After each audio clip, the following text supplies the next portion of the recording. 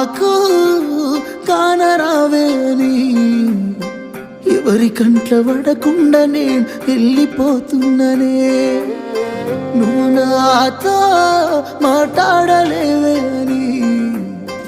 ఎవరితో మాట్లాడకుండానే వెళ్ళిపోతున్ననే నువ్వు ఈ లోకంలో లేనలేవే అని నేను ఈ లోకాన్ని వదిలేసిపోతున్ననే నువ్వు పువ్వులు అల్లుకొని పోతున్నవే అత్తగారింటికి నే పువ్వులు జల్లుకొని పోతున్ననే కాలే కాటికి నువ్వు పువ్వులు